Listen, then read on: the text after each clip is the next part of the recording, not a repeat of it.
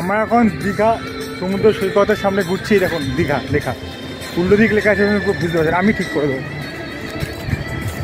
এটা হচ্ছে দীঘা। আপনারা ওয়েস্ট বেঙ্গলে যারা থাকেন বা যারা বাইরে থেকে ওয়েস্ট বেঙ্গল আসেন ঘুরতেন, দীঘা অবশ্যই একবার দেখে যাবেন, ঠিক আছে? একবার দেখবেন, ভালো লাগবে, মনে হবে আবার আসি আবার আসি। আমার তো খুব ভালো লেগেছে। আজকে আমাদের ট্রেন, আমরা ফিরে যাব। এটা আমার শেষ ব্লগ ছিল। যাই হোক, আমাদের চ্যানেল সাবস্ক্রাইব করতে ভুলবেন না। আমরা এবার চলি, ঠিক আছে? আমাদের ফিরতেও তো হবে। হ্যাঁ বলো, তুমি বলো, তোমার দীঘা কেমন লাগবে? আজকে ট্রেন আছে। হ্যাঁ ফিরতে হবে। টাটা। হ্যাঁ